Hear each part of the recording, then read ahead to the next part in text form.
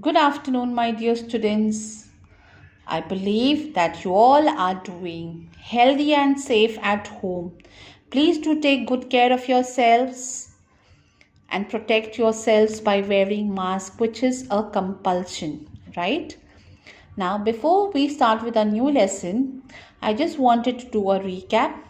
In the last lecture, we did lesson number 29, Androcles and the Lion. Right, children?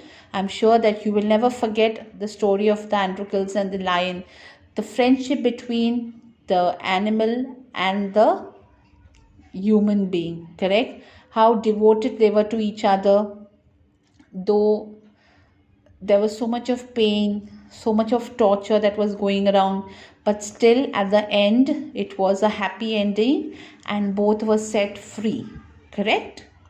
So moving on to our new lesson for today, that is lesson number 34, The King of the Golden River, part 1. So I will read and I will explain to you so that you know what it is. Long, long ago in the mountainous part of a country, there was a fertile valley. Fertile valley means where it produces lot and enough of crops. There was many waterfalls leaping down the mountain tops. So there was a lot of waterfall that was just leaping down from the mountain tops, but not into that valley. They all ran down at the other side of the mountain. So they all were moving towards the other side of the mountain. One of the falls was very high. Okay, one of the falls that was very high, it shone like gold in the beams of the evening sun. People call that river as the Golden River. Yes, because of the sunbeams in the evening, that river used to just shine like gold. That's why it was called the Golden River. Now, although there were no streams running down to the valley itself, the wind constantly brought the clouds to the valley. Even when the rest of the country was dry, it always rained in the valley. Okay, in the valley, the wind and the clouds made the crops green. So in the valley, the wind and the clouds made the crops green and the hay very high. The apples were red in color, the grapes purple, and the honey were very sweet. So people call this as the Treasure Valley because it had so many good things in it. Now this Treasure Valley belonged to 3 brothers. How many brothers? 3 brothers. The first brother was Schwartz, the second brother was Hans, and the youngest brother was Gluck. So this Treasure Valley belonged to the 3 brothers. So first one was Schwartz, second one was Hans, and the third one was Gluck. Now the 2 older brothers were big, ugly, and wicked. So Schwartz and Hans, they were very wicked and ugly. But they were good farmers and they killed everything that was not profitable for them. So this Schwartz and Hans, they used to kill everything in that valley, dear students, like which was not giving them any profit. Okay. And even little things like the blackbirds and hedgehogs and crickets. So can you imagine, they were just poor little small insects and birds. They were not even sparing these insects and birds. So how wicked and cruel this Schwartz and Hans were. They did not treat their servants well and gave them only poor wages. Means they did not take care of their servants. They gave them only little money. And they waited till the corn had become very expensive in the market. So they used to wait at when the corn is the makka, what you eat, right? That masala makka. Till it became very expensive in the market, and then they used to sell that for twice its value. Means they used to sell it in black. And they were very rich, but they never ever gave even so much as a penny to the poor. Though they had lot of money, but they never used to help the poor people, not even a single penny. Single penny means not even a single coin. That's the reason why people used to call them the Black Brothers. Yes. Why people used to call them the Black Brothers? Because they were very stingy. Though they were so rich, they never helped the poor. So the youngest of the three brothers, who was the youngest, dear students? Gluck. Yes, Gluck was only 12 years old. How old was Gluck? Just 12 years old. He was just the opposite of his brothers. He was very kind to everyone. He used to think about them, because he used to always think like, my brothers are so cruel, and make them worry for everything, and they should not help the poor people.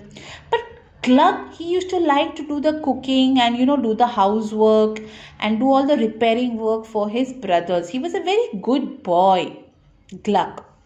So one evening, the two brothers had gone out. Who went out? Schwartz and Hans. They are the two elder brothers. So as usual, they had warned Gluck to let nobody in and give nothing out. So Schwartz and Hans said, Gluck, now that we are going out, you are not supposed to let anyone come inside, and you are not going to give anything to anybody. Gluck was to get their dinner ready for them. So Gluck had to cook the dinner before they are home. So you see, this is the boy Gluck. So cute, isn't it? And it was raining very hard outside, and the weather was very cold. So it was raining very heavily, and the weather was very, very cold. You know what happens when it rains, right, children?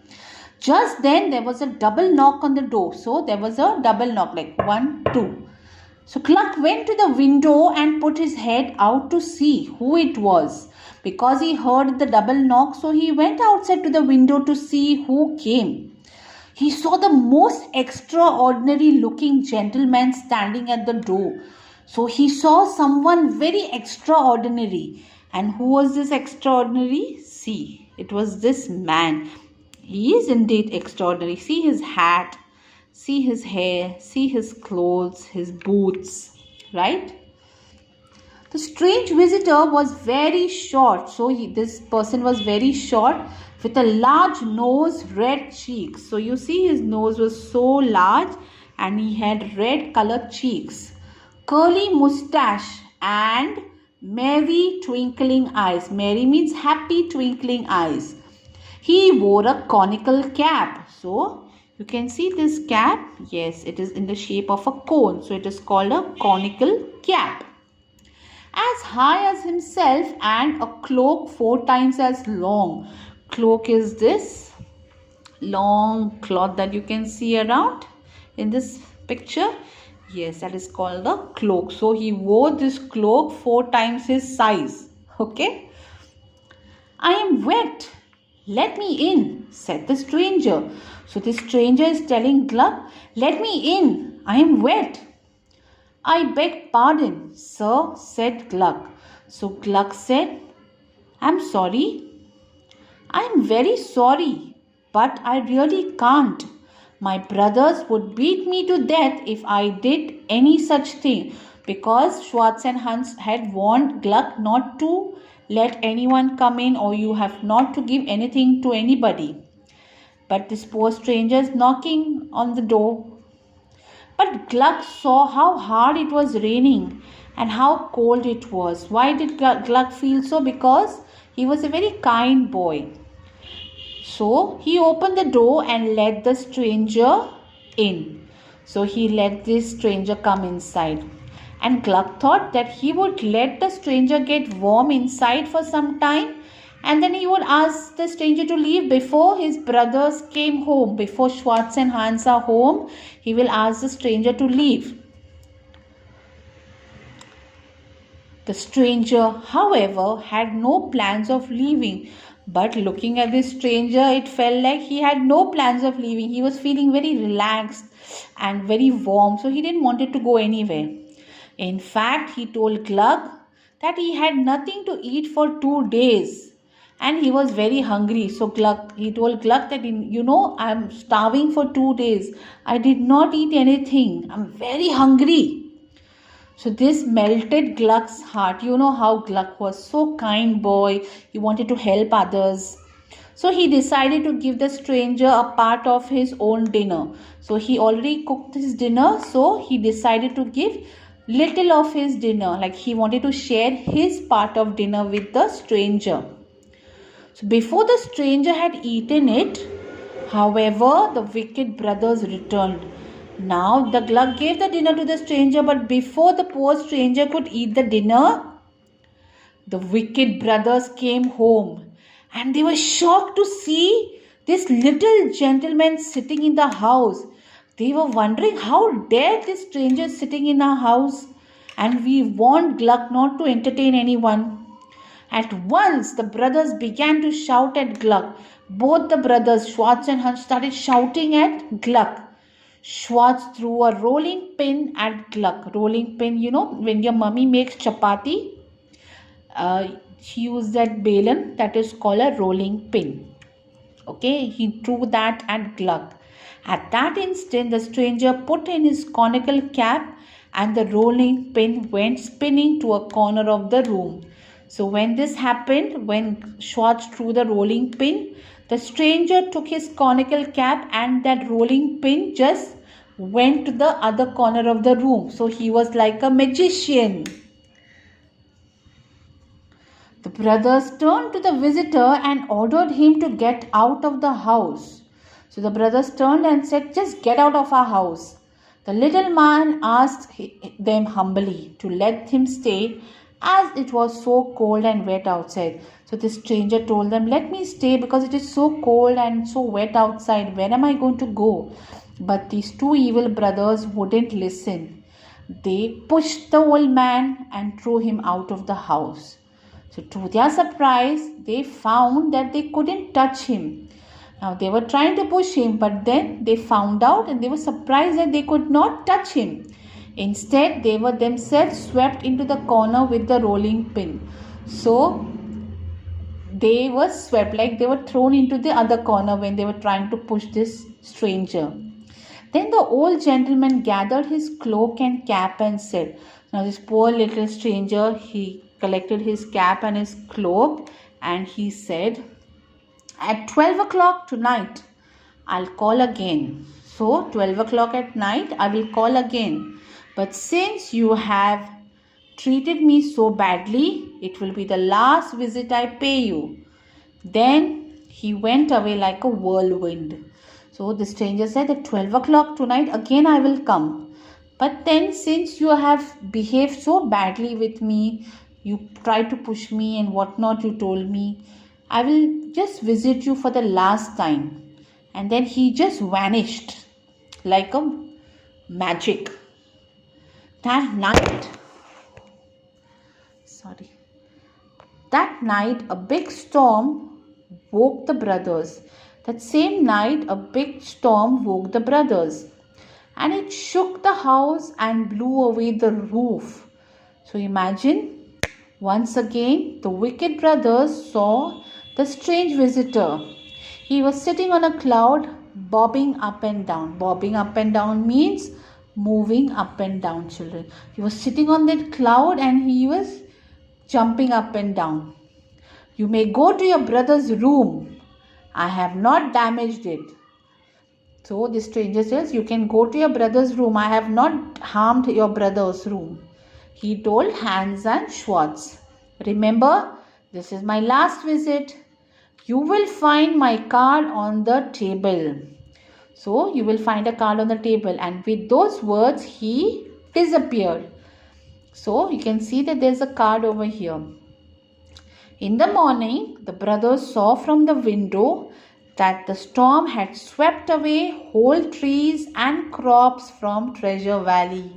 So they were the owners of the Treasure Valley, where they had red apples, purple grapes, right? But now it all was destroyed. Everywhere they saw only red sand and grey mud. What did they see in the Treasure Valley? Only red sand and grey color mud. Now the valley was a picture of ruin. Means before, the valley was so beautiful to look at. But now, after this stranger did this disaster, it was not a very good sight to look at. The brothers then crept into the kitchen. Now they went to the kitchen. On the kitchen table, there was a small white card. He said that go to the kitchen and you will find a card on the table. So it says Southwest Wind Esquire. This is what is written in the card. Southwest Wind Esquire. So this is the part 1. The meaning of fertile, dear students, is able to produce great crops. Able to produce great crops.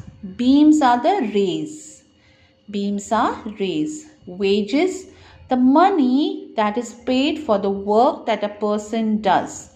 So whatever work the person does, you pay them their wages. Mending means repairing. Yes, mending means repairing. Cloak, a warm piece of clothing. So you can see this is the cloak. It is a warm piece of clothing. Bobbing, moving quickly. Bobbing means moving quickly. So dear students, this was the explanation for part 1, the King of the Golden River. I will catch you in the next video for part 2, the King of the Golden River part 2. Till then, God bless you. Take care.